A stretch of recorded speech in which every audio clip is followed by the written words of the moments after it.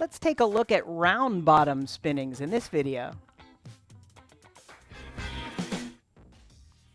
So spinning round bottoms is a little bit more advanced or a little trickier because you don't have a nice flat bottom of the chuck to seat your spinning against. So there's a higher chance that the metal can slip while you're working on it. So if you notice from all the other spinning videos I have where that's really the first thing that I'm doing is setting the metal against that foot of the chuck to make sure that it stays in place and doesn't slip off. In this case, you're not able to do that. So I've already set this up on the hemispherical chuck. I have the annealed aluminum blank pre-lubricated there, and I've selected as small a follower block as I feel comfortable. And what I'll do is just work the metal down to the chuck as tightly as I can as a form of seating it against the chuck to cut down on the possibility of it slipping off. So let's give it a go. So I'm getting close to the follower block there. And before I go out, let me just tighten that up a little bit.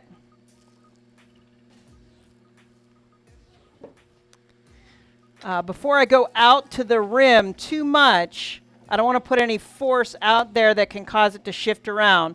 So I'm really working the aluminum down to that hemispherical chuck, and then I can slowly and lightly go out to the rim just to balance that out, keep it on center. But again, the vast majority of the force that I'm using is laying the metal right up against the chuck. You can see I'm not going out to the rim quite as often because you can risk it slipping off that chuck. I'm just working my way down that chuck. Now, ideally, you would use a positioning pin that goes in the follower block and the chuck and a hole through your blank. But I'm going on the assumption that you don't want a hole in your metal, since with the positioning pin, you would spin it just as regular since the blank is secured in place. So again, just working slowly down.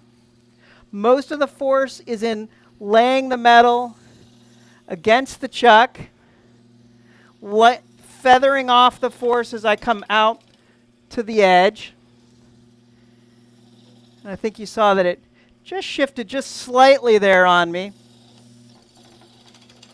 And the rim sort of like curved back a bit since I'm not usually pushing it back as I normally would in a regular spinning.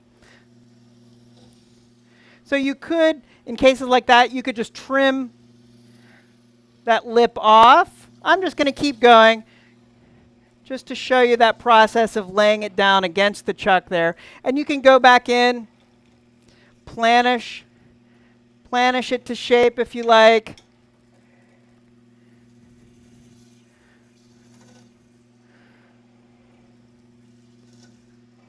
And then I'm going to show you one other thing that's a little bit more advanced and tricky, but it's a nice little trick if you have the equipment. So that's as much as I'm going to lay that down.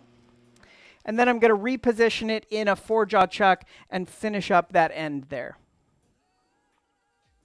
So what I've done is I've trimmed the edge of that spinning, taken it off the lathe, taken the chuck off, and taken a 4-jaw chuck with these rubber bumper inserts to hold the spinning.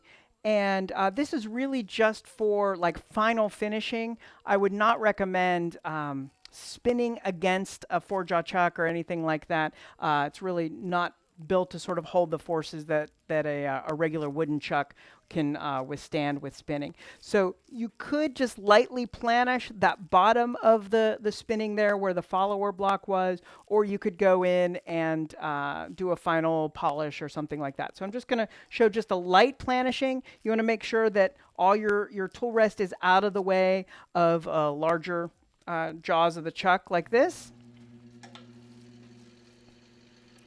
And it's just a very light planishing action, just to kind of bring a uniform finish to the whole piece.